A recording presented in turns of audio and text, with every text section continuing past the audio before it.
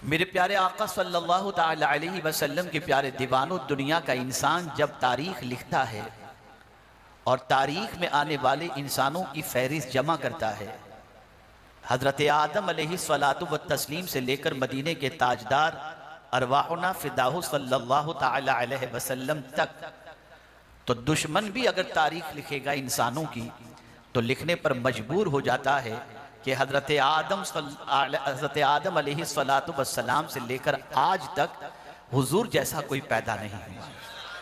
रसूल आज़म सल्लल्लाहु अलैहि वसल्लम दुनिया के एक कामयाब तरीन इंसान ही नहीं बल्कि अल्लाह के फरिश्तादा पैगंबर हैं, और हुजूर सल्लल्लाहु अलैहि वसल्लम ने जो इनकलाब पैदा किया, कायनात में कोई इंसान ऐसा नहीं आया जिसने इतना बड़ा इनकलाब पैदा किया हो। आप देखें, दुनिया में रिवॉल्यूशन आता है, तब्दीलियां आती हैं, इनकलाबात आते हैं, लेकिन उन इनकलाबात की उम्र बड़ी लिमिटेड होती है। किसी का इनकलाब 5 साल तक चलता है, किसी का इनकलाब 10 साल तक चलता है, किसी का ज़ाब्ता और लाया हुआ इनकलाब 50 साल तक चलता है, और किसी की तालीम के असरात कुछ सालों तक रहते हैं। लेकिन या रसूल अल्लाह, आपकी अज़मतों पर कुर्बान, 1500 साल पहले लाया हुआ इनकलाब और दी हुई तालीमात जैसे उस दौर के लिए मुफीद थी, आज के दौर के लिए भी मुफीद है। जब हम तारीख में पैगंबर रहमत सल्लल्लाहु अलैहि वसल्लम की का मुताला करते हैं तो अक्ल दंग रह जाती है कि चटाई पर बैठकर जिंदगी गुजारने वाले, 1 महीने तक जिसके घर के अंदर सिर्फ खजूर और पानी ही मौजूद हो, ऐसी जिंदगी गुजारने वाले रसूल पैगंबर रहमत सल्लल्लाहु अलैहि वसल्लम, और छोटे से मकान में जिंदगी गुजारने वाले पैगंबर रहमत सल्लल्लाहु अलैहि वसल्लम ने 23 साल की कलील मुद्दत के अंदर इतना बड़ा इनकलाब पैदा किया। और ये कहने में मैं हक बजानिब हूँ कि आज की ऑक्सफोर्ड यूनिवर्सिटी हो, आज की कैम्ब्रिज यूनिवर्सिटी हो, या दुनिया की सबसे बड़ी सी बड़ी यूनिवर्सिटी हो, लेकिन वो ऐसे अफराद तैयार नहीं कर सकती जैसे मुस्तफ़ा जान रहमत ने जैसे अफराद तैयार किए थे। न कोई सिद्दीक़ अकबर जैसा तैयार कर सका, न कोई फारूक आज़म जैसा तैयार कर सका, न कोई उस्मानी गनी जैसा तैयार कर सका, न कोई मौला अली जैसा तैयार कर सका। सवाल ये पैदा होता है, ये सारे अफराद जो तैयार किए गए वो आलीशान इमारतों में तैयार नहीं किए गए, वो सुफ़ा के चबूतरे पर तैयार किए गए। रसूल आज़म सल्लल्लाहु अलैहि वसल्लम ने ऐसे इंसान तराशे कि जिनको देखकर भटके हुओं को सीधा रास्ता नसीब हो जाता, और जिनकी जिंदगी को देखने के बाद इंसान को जीने का सलीका मिल जाता। मैं समझाना चाहूंगा, आज एक बहुत बड़ा टॉपिक लेकर और दर्द दिल लेकर के मैं हाजिर आया हूं। आज मैं आपसे कुछ मुतालिबा करूंगा, आज मैं आपसे कुछ डिमांड करूंगा, आज मैं आपसे कुछ तकाजा करूंगा, और मैं उम्मीद करता हूं जिसके सीने के अंदर राई के दाने के बराबर भी रसूल रहमत की मोहब्बत होगी, वो मेरे डिमांड को पूरा भी करेगा, और आज से अपने आप को उस रास्ते पर ले जाने की कोशिश करेगा जिस रास्ते पर चलने के बाद उसे कामयाबी को ढूंढने की जरूरत नहीं पड़ेगी, कामयाबी खुद बढ़ करके उसके कदमों को चूमती हुई नजर आएगी। आइए मैं आपको समझाता हुआ चलूं। पूरी दुनिया के अंदर इस वक्त रसूल आजम की आमद का जश्न मनाया जा रहा है। हर साल मनाया जाता है, लेकिन इस साल मनाने का अंदाज निराला है, तरीका निराला है, जज्बात निराले हैं, इसलिए कि मेरे आका को इस फर्श गीती पर आए हुए 1500 साल मुकम्मल हो रहे हैं। अल्लाह अकबर। गुलामान रसूल अपने आका की मीलाद की खुशी मना रहे हैं, लेकिन किस तरीके से मना रहे हैं? कुमकुमे लगाकर मना रहे हैं, झंडे लहरा करके मना रहे हैं, जुलूस निकाल करके मना रहे हैं, डेकोरेशन करके मना रहे हैं। जरूर इस तरीके से मनाइए, ये भी इजहार मोहब्बत का एक तरीका है। लेकिन मैं आज इसके अलावा एक चीज आपसे चाहूंगा। यकीनन ये इजहार मोहब्बत तो है, लेकिन क्या हुजूर सल्लल्लाहु अलैहि वसल्लम की आमद का मकसद यही था? हमें आज समझना होगा। हम उस दौर के अंदर दाखिल हो चुके हैं जहां पर सिर्फ फॉर्मेलिटी का दौर है, अस्ल से ताल्लुक खत्म हो चुका। कहने वाले ने तो कहा था, रह गई रस्म अदा, रूह बेलाली न रही, फलसफा रह गया, तलकीन गजाली न रही। अल्लाह अकबर। आज वो अदानें मस्जिदों से नहीं गूंजती जिन अदानों को सुनने के बाद दिल लरस जाया करता था। ये तो बिलाल थे जिनकी अदान से पूरा मदीना झूम उठा करता था, इसलिए कि वो अदान की कैफियत जबानी नहीं थी, कल्बी थी। आज भी मैं ये नहीं कहता कि बहुत दिन दिल से अजान नहीं कहता होगा, लेकिन बड़ा फर्क है। आज हमारी नमाजों का हम जायजा लें, आप भी नमाज पढ़ते हैं, हम भी नमाज पढ़ते हैं, नमाज का मकसद है बेहयाई से रोकना, लेकिन यहाँ इशा की नमाज पढ़कर बहुत सारे लोग घर जाते हैं, फिर मुझे नहीं मालूम कि रात के अंधेरे में क्या देखते हैं, मुझे नहीं मालूम यूट्यूब पर क्या वो नजारा करते हैं, मुझे नहीं मालूम, लेकिन हम देखते हैं नमाज अपना असर दिखाती हुई नजर नहीं आती। वो तो मुअस्सिर है, लेकिन हमारी जिंदगी क्यों नहीं बदल रही? वजह सबसे बड़ी ये है कि हमने रस्म तो अदा की, लेकिन रूह से ना वाकिफ हुए। हम नमाज अदा करते वक्त सिर्फ ये सोचते हैं अल्लाह ने हम पर नमाज फर्द फरमाई है इसलिए हम नमाज पढ़ रहे हैं, लेकिन हमारे पेश नजर ये नहीं होता कि नमाज इसलिए फर्द की गई ताकि हम बुरी बातों से बचें, लेकिन हम वो मकसद नहीं जानते, मकसद पर हमारी तवज्जो नहीं, इसलिए फॉर्मेलिटी तो हो जाती है, जिंदगी बदलती नजर नहीं आती। आप देखें माह मुहर्रम के अंदर ताजदारे करबला की बारगाह में खराज अकीदत पेश किया जाता है। 10 दिनों तक मुसलमान इमाम हुसैन की याद की महफिलें सजाता है, और फिर जब आखिरी दिन आता है तो लोग ये सुनते हैं कि ताजदारे करबला ने सजदे में अपनी जान दे दी, लेकिन फिर भी मुसलमानों का हाल यह है कि सजदे के लिए तैयार नहीं होते, फिर भी सजदे की तड़प पैदा नहीं होती, इसलिए कि हमने यादें मनाना तो सीख ली, मकसद हम फरामोश कर रहे हैं। हमारे पेश नजर मकसद होना चाहिए। इमाम हुसैन ने जान इसलिए दी थी ताकि हम जाना ने जाना मुस्तफ़ा जाने रहमत के रास्ते पर चलें, शरीयत की पासदारी करें, लेकिन हमारी निगाहों के सामने पैगंबर रहमत सल्लल्लाहु अलैहि वसल्लम का दस्तूर भी नहीं और इमाम हुसैन रज़ी अल्लाह तआला अन्हु की कुर्बानी का मकसद भी नहीं। आज मैं आपसे पूछना चाहता हूं, ये गुलामारे रसूल का इज्तिमा है, ये सरकार के दीवानों का जम्मे गफीर है, लेकिन मैं आपसे पूछूं क्या राह चलते हुए कोई देखकर हमें यह कह सकता है कि मुस्तफा का दीवाना जा रहा है? क्या तिजारत जब हम करते हो तो लेन देन के तरीके को देखकर क्या कोई यह कह सकता है कि यह पक्का मुस्तफा का दीवाना है? क्या सफर में हमें चलते हुए देखकर क्या कोई यह कह सकता है कि यह मुस्तफा का दीवाना है?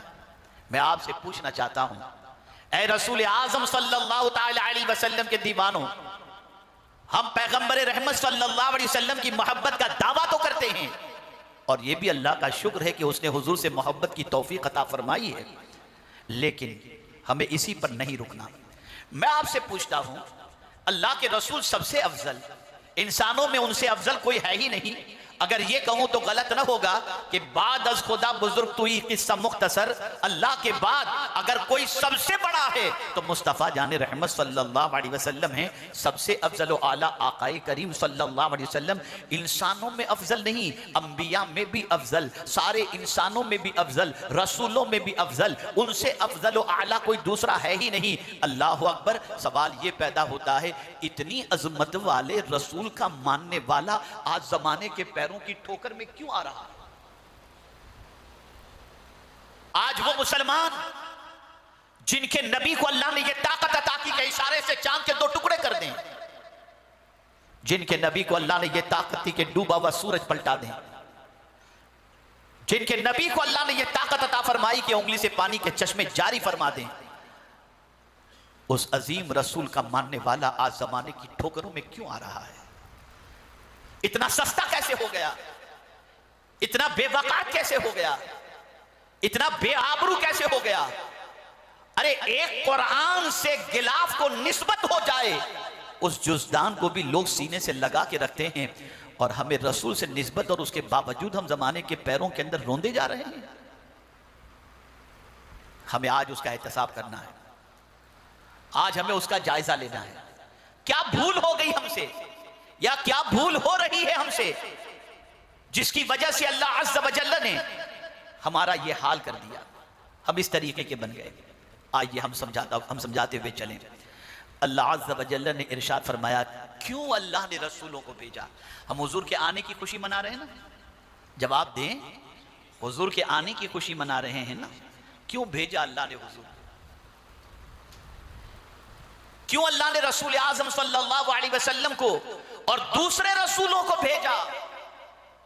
तो कुरान कहता है, वमा अरसलना मिर रसूलिन इल्ला लियुताअ बिइज़्निल्लाह। अल्लाह फरमाता है, हमने रसूल नहीं भेजे मगर अल्लाह के इज़्न से उनकी इताअत की जाए। रसूल इसलिए भेजे गए ताकि रसूल की बात मानी जाए। ये भेजने का मकसद है सबसे बड़ा। ये दुनिया में हुजूर को भेजने का सबसे बड़ा मकसद ये है, न इसकी सुनो न उसकी सुनो, सुनना है तो मदीने के ताजदार की सुनो, रसूल आजम की इताअत करो। अब मैं आपसे एक सवाल पूछना चाहता हूं, मेरे प्यारे आका सल्लल्लाहु अलैहि वसल्लम के प्यारे दीवानों, हम रसूल आजम के आने की खुशी तो मनाते हैं लेकिन हुजूर की बात मानने को तैयार नहीं। ये कैसी खुशी है? ये किस किस्म की खुशी है? जब हुजूर को भेजा ही इसलिए गया कि हम आकाए करीम सल्लल्लाहु अलैहि वसल्लम की इताअत करें। और क्यों रसूल की इताअत करने का हुक्म दिया गया? तवज्जो चाहूंगा, इसलिए कि रसूल होते हैं मासूम, उनसे गुनाह होना मुहाल। अब जो रसूल कहें उसे मानो, जो रसूल हुक्म दे उसको फॉलो करो, जो रसूल फरमा दे उस पर अमल करो। मैं उसका फायदा बाद में बताऊंगा। अगर रसूल माअज़ल्लाह गुनहगार होते तो उनकी इताअत का हुक्म न दिया जाता। इताअत का हुक्म इसीलिए दिया गया ताकि तुम अल्लाह के रसूल के रास्ते पर चलकर मंजिले मकसूद को पालो, कामयाबी को पालो, कामरानी को पालो। मेरे प्यारे आका सल्लल्लाहु अलैहि वसल्लम के प्यारे दीवानों, आप जरा सोचें, अल्लाह के रसूल सल्लल्लाहु अलैहि वसल्लम की इताअत कौन नहीं कर रहा? सरकार सबके रसूल बनकर के आए, जमीन के भी रसूल बनकर के आए, आसमान के भी रसूल बनकर के आए, चांद के भी रसूल बनकर के आए, सूरज के भी रसूल बनकर के आए, मिट्टी के भी रसूल बनकर के आए, दरख्त के भी रसूल बनकर के आए, पहाड़ के भी रसूल बनकर के आए। कायनात में जितनी भी चीजें हैं हर एक के रसूल बनकर मेरे आका सल्लल्लाहु अलैहि वसल्लम तशरीफ लाए। फिर आप देखें, हर चीज जिसके जिसके हुजूर रसूल हैं वो रसूल आजम की बात मान रही है। पहाड़ भी हुजूर की बात मानता है, पत्थर भी हुजूर की बात मानता है, चांद भी हुजूर की बात मानता है, सूरज भी हुजूर की बात मानता है, पत्थर भी हुजूर की बात मानता है, दरख्त भी हुजूर की बात मानता है, दरिया भी हुजूर की बात मानता है। ए इंसान, जिसके लिए हुजूर नहीं रोए वो तो हुजूर की बात मानते हैं, और जिस उम्मती के लिए हुजूर पूरी पूरी रात रोते रहे वो उम्मती आज हुजूर की बात मानने को तैयार नहीं। कोई बता दे कि हुजूर कभी पत्थर के लिए रोए हों, कोई बता दे कि हुजूर कभी दरख्त के लिए रोए हों। लेकिन आप जानते हैं, सरकार सल्लल्लाहु अलैहि वसल्लम की बारगाह के अंदर हाजिर होने वाले को सरकार ने फरमाया, जाओ उस दरख्त से कह दो तुम्हें मोहम्मदुर रसूलुल्लाह ने बुलाया है। दरख्त को जैसे ही हुक्म दिया गया, दरख्त अपनी जड़ों से निकला और झूमते हुए हुजूर की बारगाह में हाजिर हो गया। अल्लाहु अकबर। ए रसूल आजम सल्लल्लाहु अलैहि वसल्लम के दीवानों, ताजदारे कायनात सल्लल्लाहु अलैहि वसल्लम, सिद्दीक अकबर, फारूक आजम, उस्मान गनी रज़ियल्लाहु ताला अन्हुम जबल ओहद पर तशरीफ ले जाते हैं। अल्लाहु अकबर। जबल ओहद वज्द के अंदर आता है। मदीने मुनव्वरा में ये पहाड़ है, 5 किलोमीटर का लंबा पहाड़ है, जिसे हुजूर ने जन्नत के पहाड़ों में से एक पहाड़ फरमाया। आप जानते हैं वो दरख्त, वो पहाड़, पत्थरों का पहाड़ वज्द में आने लगता है। हुजूर ने एक ठोकर मारी, ठोकर मारने के बाद फरमाया, रुक जा ए पहाड़, क्या तुझे नहीं मालूम तुझ पर एक नबी, एक सिद्दीक और 2 शहीद सवार हैं? इतना सुनना था। वज्द में आया हुआ पहाड़ रुक जाता है हुजूर का हुक्म मानकर। मुस्तफा को अपने इस पत्थर की और पत्थरों के पहाड़ की अदा इतनी पसंद आई, सरकार ने फरमाया, ये पहाड़ मुझसे मोहब्बत करता है, मैं इससे मोहब्बत करता हूं, और ये जन्नत के पहाड़ों में से एक पहाड़ है। लेकिन कोई बता दे कि जबल ओहद के लिए हुजूर रोए। सूरज डूब चुका था, मौला अली के लिए रसूल आजम ने इशारा किया तो डूबा हुआ सूरज पलट करके आ गया। ए सूरज, तू भी नबी के इशारे को समझता है? हुजूर ने कहा तो नहीं कि लौट आ, इशारा किया और तू पलट आया, तो जवाब मिलेगा ये तेरे ही रसूल नहीं मेरे भी रसूल। जमीन से चांद को इशारा किया, 2 टुकड़े हो गए। ए चांद, क्या तू जानता है कि हुजूर क्या कहना चाहते हैं? तो चांद जवाब देगा, ये तेरे ही रसूल नहीं मेरे भी रसूल है। लेकिन मैं हैरान हूं, या अल्लाह, न कभी चांद के लिए हुजूर रोए, न कभी दरख्त के लिए हुजूर रोए। रोए तो किसके लिए रोए? अपनी गुनहगार उम्मत के लिए, जिसके लिए इतना रोए, इतना रोए, इतना रोए कि इमाम मोहम्मद रजा पुकार उठे, अल्लाह क्या जहन्नम अब भी न सर्द होगा? रो रो के मुस्तफ़ा ने दरिया बहा दिए हैं। ए रसूल आज़म सल्लल्लाहु ताला अलैहि वसल्लम के दीवानों, आप जरा सोचो, जिसके लिए हुजूर इतना रोए कि दरिया बहा दिया, आज उस उम्मत का हाल ये है कि सबकी सुनती है ये उम्मत, हुजूर की नहीं मानती, अल्लाह की नहीं मानती। वो कौन सी बुराई है जिसके दलदल के अंदर आज हुजूर की उम्मत गिरफ्तार ना हो।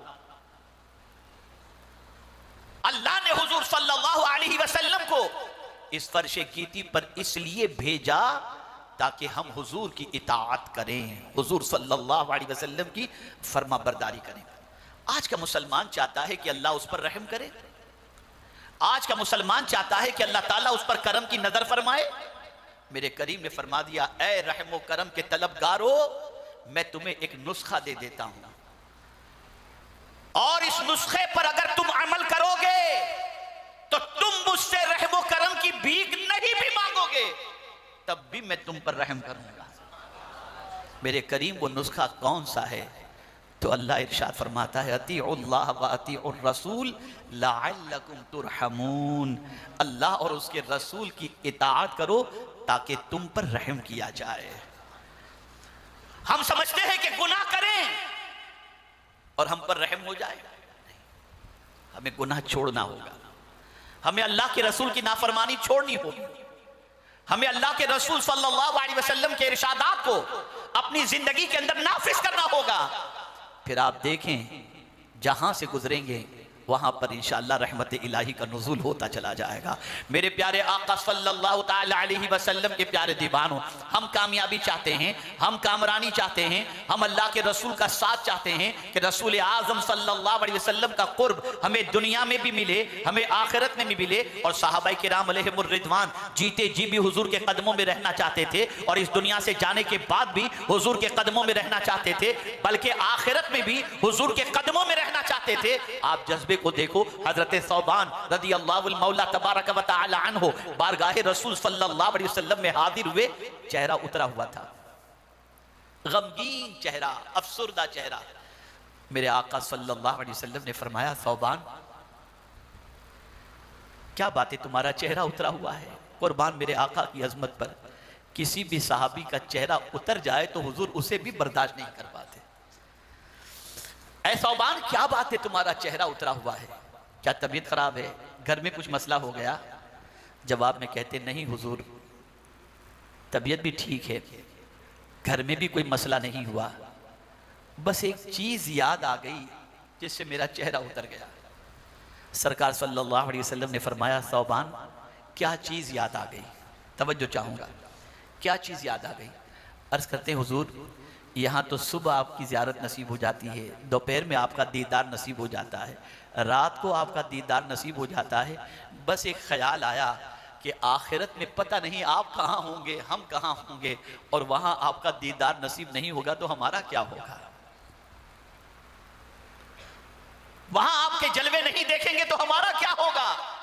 बस आशिक का ये कहना था कि अल्लाह अज़्ज़ व जल्ल को इस सच्चे आशिक की अदा पर इतना प्यार आ गया कि नुस्खा अता फरमा दिया कि जो ये चाहता हो कि आखिरत में हुजूर सल्लल्लाहु अलैहि वसल्लम की माइयत और साथ नसीब हो जाए, कुरान ने कानून अता किया, अनअमल्लाहु अलैहिम मिनन नबिय्यीन वस्सिद्दीकीन वश्शुहदाए वस्सालिहीन। अल्लाह अज़्ज़ व जल्ल फरमाता है, जो अल्लाह की फरमा बरदारी करे, अल्लाह के रसूल सल्लल्लाहु अलैहि वसल्लम की फरमा बरदारी करे, क़यामत के दिन वो नबियों के साथ होगा, वो सिद्दीकीन के साथ होगा, वो शुहदा के साथ होगा, वो सालिहीन के साथ होगा। और ये क्या ही अच्छे साथी है, वहसुन उलाइका रफीका। आपसे मैं पूछना चाहता हूं, एक गुलाम तो हमेशा यही चाहेगा, जब मदीने जाना चाहता है और मदीने की ज़ियारत का जज्बा उसके अंदर है, तो यकीनन जब तड़प सच्ची होगी तो चाहेगा मैं हुजूर के कदमों में रहूं, हुजूर की माइयत नसीब हो जाए, हुजूर का साथ नसीब हो जाए। मैं ज़मीर को झिंझोड़ते हुए अर्ज करूंगा, हर गुलाम ये चाहता है कि क़यामत में हुजूर का साथ नसीब हो, लेकिन काम कौन से करता है? यहूदियों के तरीके पर, नसरानियों के तरीके पर, शैतान के तरीके पर। मैं आपसे पूछना चाहता हूं, हुजूर की नाफरमानी करके हुजूर का कुर्ब कैसे नसीब हो सकता है? अगर हम हुजूर की बात मानेंगे तो अल्लाह कयामत के दिन हमें हुजूर का साथ नसीब फरमा देगा। मेरे प्यारे आका सल्लल्लाहु अलैहि वसल्लम के प्यारे दीवानों, आप जरा सोचो, सहाबाए किराम अलैहिमुर रिदवान के अंदर अल्लाह के रसूल सल्लल्लाहु अलैहि वसल्लम की इताअत का कितना जज्बा था। सहाबाए किराम अलैहिमुर रिदवान के अंदर अल्लाह के रसूल सल्लल्लाहु अलैहि वसल्लम की फरमाबरदारी की कितनी तड़प थी जानते हैं? हज़रत उस्मान ज़ुन्नूरैन रज़ी अल्लाह तआला अन्हु वुज़ू के लिए पानी मंगवाए, वुज़ू किया और वुज़ू करने के बाद हज़रत उस्मान ज़ुन्नूरैन रज़ी अल्लाह तआला अन्हु मुस्कुराए। तो सहाबा को हैरत हुई कि ये वुज़ू करने के बाद मुस्कुराने की वजह क्या है? तो खुद हज़रत उस्मान ज़ुन्नूरैन रज़ी अल्लाह तआला अन्हु ने मौजूद सहाबा से फरमाया, ताबईन से फरमाया, जो भी मौजूद थे सहाबा थे, ताबईन थे, जो भी थे, फरमाया कि तुम मुझसे मुस्कुराने की वजह नहीं पूछोगे कि मैं क्यों मुस्कुराया? तुम मुझसे मुस्कुराने की वजह नहीं पूछोगे कि मैं क्यों मुस्कुराया? तो हाजिरीन ने कहा कि हाँ हाँ हम जानना चाहते हैं कि आप क्यों मुस्कुराए। तो इरशाद फरमाते, सुनो, एक मरतबा रसूल आज़म सल्लल्लाहु अलैहि वसल्लम ने भी वुज़ू किया और वुज़ू करने के बाद सरकार सल्लल्लाहु अलैहि वसल्लम मुस्कुराए और फिर हुजूर ने सहाबा से पूछा, क्या तुम मुझे नहीं पूछोगे कि मैं क्यों मुस्कुराया? क्या तुम मुझे नहीं पूछोगे कि मैं क्यों मुस्कुराया? फिर उसके बाद हज़रत उस्मान गनी रज़ी अल्लाह तआला अन्हु ने फरमाया कि सहाबा ने पूछा कि या रसूल अल्लाह सल्लल्लाहु तआला अलैहि वसल्लम, हाँ हाँ हम जानना चाहते हैं कि आप क्यों मुस्कुराए। तो मेरे आका सल्लल्लाहु अलैहि वसल्लम ने फरमाया, सुनो, मेरे मुस्कुराने की वजह यह है कि अभी अभी जिब्रील अमीन ने आकर के मुझे बताया कि जो बंदा वुज़ू के लिए चेहरा धोएगा अल्लाह उसके चेहरे के गुनाह को माफ़ फरमा देगा, हाथ धोएगा हाथ के गुनाह को माफ़ फरमा देगा, कुल्ली करेगा मुंह के गुनाह को माफ़ फरमा देगा, पैर धोएगा तो पैर के गुनाह को माफ फरमा देगा। जब ये परवरदिगार की जानिब से मुज़दए जां फज़ा आया तो मेरे चेहरे पर मुस्कुराहट आ गई। अल्लाहु अकबर। मैं पूछना चाहता हूं, हज़रत उस्मान ज़ुन्नूरैन रज़ी अल्लाहुल मौला तबारक व तआला अन्हु ने इस सुन्नत पर अमल करके बताया और ये सुन्नत पर अमल करके हज़रत उस्मान ज़ुन्नूरैन ये बता रहे हैं कि मुझे नबी की अदा से कितना प्यार है। हज़रत अबू दरदा रज़ी अल्लाह तआला अन्हु मुस्कुराकर मिला करते, मुस्कुराकर बातें करते। उनकी बीवी ने कहा, अबू दरदा बड़े अजीब आदमी हो, तुम लोगों से मिलते हो मुस्कुराकर मिलते हो, दुनिया कहीं तुम्हें पागल तसव्वुर न कर ले कि ये हंसता ही रहता है मुस्कुराता ही रहता है। अब हजरत अबू दरदा रज़ी अल्लाह तआला अन्हु का जवाब सुनो। इरशाद फरमाते हैं, मुझे इसकी कोई परवाह नहीं कि दुनिया मेरे बारे में क्या सोचेगी, मैं तो सिर्फ इतना जानता हूं जैसा मेरे महबूब को देखा था वैसा कर रहा हूं।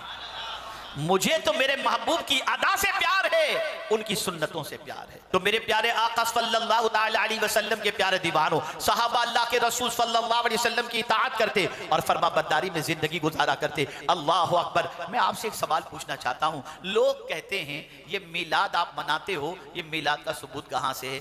मैं कहता हूँ यार तुम इतना तो मुझे बताओ, क्यों न मनाएं?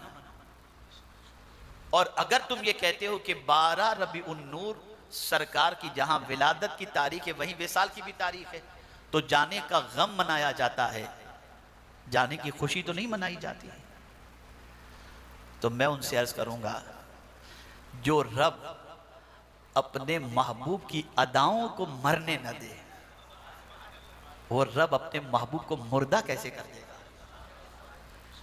आज हर नमाज के अंदर हम देखें है अगर किसी में हिम्मत तो मुझे दलील ला करके पेश करे कि आज जिस तरीके से हम नमाज पढ़ते हैं ये तरीका कुरान के अंदर मौजूद है। क़याम पहले, फिर रुकू, फिर सजदा, फिर कायदा, फिर खुरूज बिसुनही, लाओ ये तरीका कुरान से साबित करके बताओ। कुरान में रुकू का हुक्म है, वरकऊ मअर राकिईन। कुरान में क़याम का हुक्म है, नमाज कायम करो, वाक़िमुस सलाह। कुरान में रुकू और सजदे का हुक्म है, या अय्युहल्लज़ीना आमनू रकऊ वस्जुदू वअबुदू रब्बकुम। ये हुक्म है, लेकिन जिस स्टाइल से आप नमाज पढ़ते हो, पहले क़याम, फिर रुकू, फिर सजदा, लाओ ये कहां से साबित है? कुरान से। तो तुम कहोगे ये तो हुजूर ने बताया। तो सदियां गुजर गई, अगर कोई कहे मैं तो क़याम करूंगा लेकिन आखिर में करूंगा, पहले सजदा करूंगा, बाद में रुकू करूंगा, फिर क़याम करूंगा कि अल्लाह के हुक्म पर अमल हो जाए, होगी उसकी नमाज। पता चला मेरे आका की अजमत इतनी है कि रब अदाए मुस्तफ़ा को भी मरने नहीं दे रहा, अदाए मुस्तफ़ा को भी जिंदा रखा है। हाँ, एक आन के लिए हुजूर सल्लल्लाहु अलैहि वसल्लम को मौत आई थी, लेकिन वो मौत आम इंसानों की मौत की तरह नहीं है, बल्कि एक आन के लिए मौत आई थी और फिर क़यामत तक के लिए अल्लाह ने हुजूर को जिंदगी अता फरमा दी। इसीलिए मेरे आला हजरत कहते हैं, तू जिंदा है वल्लाह, तू जिंदा है वल्लाह, मेरे चश्मे आलम से छुप जाने वाले मेरे प्यारे आका सल्लल्लाहु ताला अलैहि वसल्लम के प्यारे दीवानों, कुरान मुकद्दस में अल्लाह ने फरमाया मेरे रसूल की पैरवी करो। अल्लाह अकबर। कोई कहे नहीं नहीं मैं तो सिर्फ अल्लाह की बात मानूंगा, मैं कुरान की बात मानूंगा, तो मैं आपसे अर्ज करता हूं ये अकीदा याद रखें। अगर कोई कहे मैं सिर्फ कुरान की आयतों पर और अल्लाह अज़्ज़ व जल्ल ही की फरमाबरदारी करूंगा, लेकिन रसूल की इताअत नहीं करूंगा, वो मोमिन नहीं हो सकता, वो मोमिन नहीं हो सकता। इसलिए कि रसूल की इताअत का हुक्म अल्लाह ने कुरान के अंदर दिया है, अपनी किताब में फरमाया। और फिर यही नहीं फरमाया कि रसूल की इताअत सिर्फ रसूल ही की इताअत होगी, बल्कि फरमाया मैं युतिइर रसूल फक़द अता अल्लाह, जिसने रसूल की इताअत की गोया उसने अल्लाह ही की इताअत कर ली है, अल्लाह ही की बात मान ली।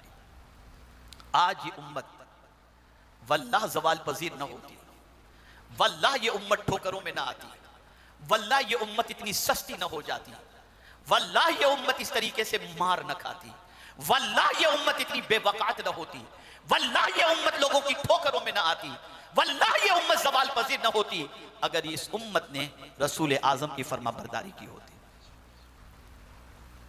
आकाए करीम सल्लल्लाहु अलैहि वसल्लम की अगर ये उम्मत इताअत करती, तो मेरे प्यारे आका सल्लल्लाहु अलैहि वसल्लम के प्यारे दीवानों कामयाबी बढ़कर उसके कदमों का बोसा लेती। मैं नहीं कहता, कुरान कह रहा है वमन युतिइल्लाह व रसूलह फक़द फाज़ा फौज़न अज़ीमा, जिसने अल्लाह और उसके रसूल की इताअत की बेशक उसने बड़ी कामयाबी हासिल कर ली। उसने कामयाबी के बारे में फरमाया, कामरानी के बारे में फरमाया। ऐ रसूल आज़म सल्लल्लाहु ताला अलैहि वसल्लम के प्यारे दीवानों, एक और मकाम पर अल्लाह ने फरमाया वमन युतिइल्लाह व रसूलहु व यख्शल्लाह व यत्तक़ि फउलाइका हुमुल फाइज़ून।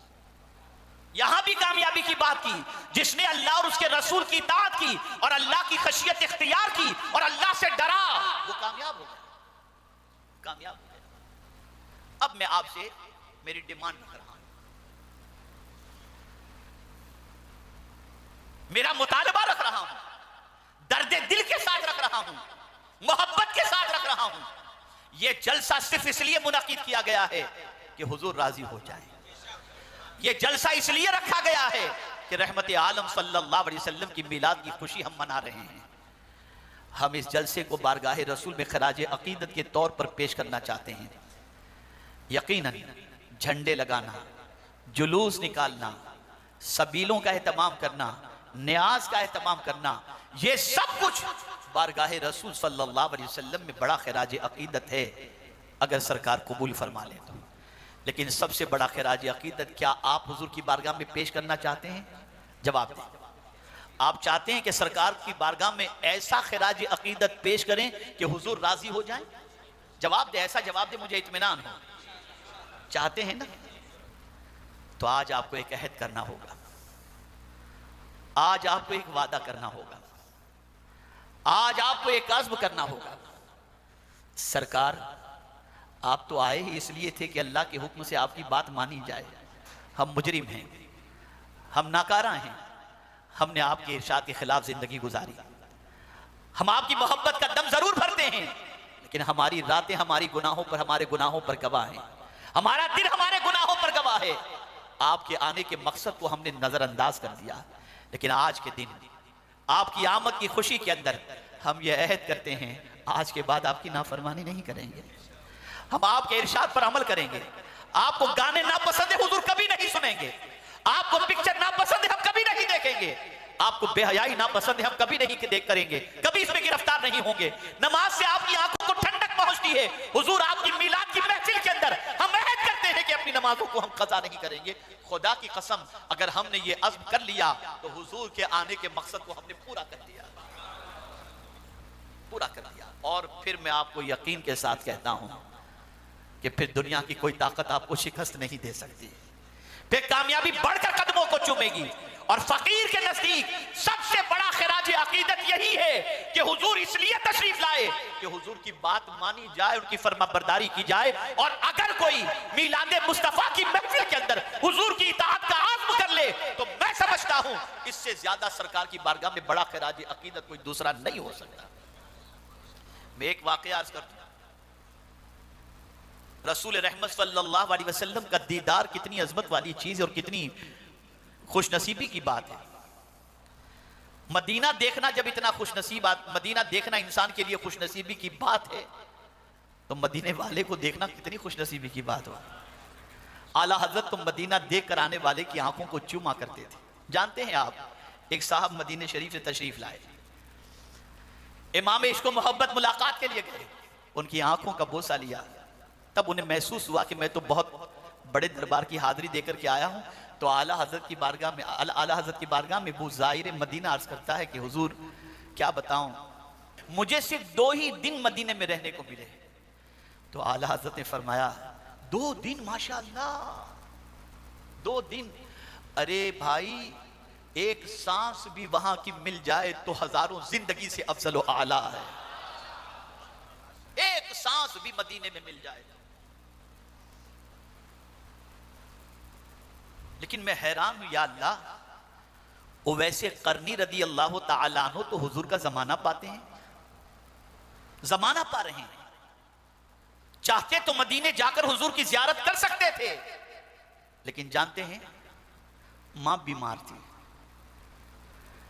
मां की देखभाल करने वाला कोई नहीं था। मदीने जाते तो मां का ख्याल रखने वाला कोई नहीं था। अब दिल में ख्याल पैदा होता है कि जाकर मदीने में हुजूर की जियारत करूं या मदीने वाले की बात मानकर मां की खिदमत करूं। मदीने जाकर मदीने वाले की जियारत करूं या मदीने वाले की बात मान करके मां की खिदमत करूं। बार बार यही होता कि मदीना जाना मेरी तमन्ना है, मदीने वाले को देखना मेरी तमन्ना है, और मां की खिदमत करना यह मदीने वाले की तमन्ना है। 2 तमन्नाओं का टकराव हुआ, अपनी तमन्ना और मदीने के ताजदार की तमन्ना। अपनी तमन्ना कुर्बान कर दी, नहीं गए मदीना, मां की खिदमत में लगे रहे। सरकार सल्लल्लाहु अलैहि वसल्लम ने फारूक आजम को अपना जुब्बा दिया, फरमाया उमर जाओ, मौला अली को भी साथ भेजा, फरमाया जाओ जाकर मेरे आशिक उवैस को ये जुब्बा दे देना और कहना मेरी उम्मत के लिए मगफिरत की दुआ करे। आप जरा सोचो, जरा गौर करो, क्या अजीम जज्बा था हजरत उवैस करनी का। आज हर माँ और हर बाप ये चाहता है कि मेरे बच्चे का नाम मोहम्मद उवैस रखा जाए। क्यों?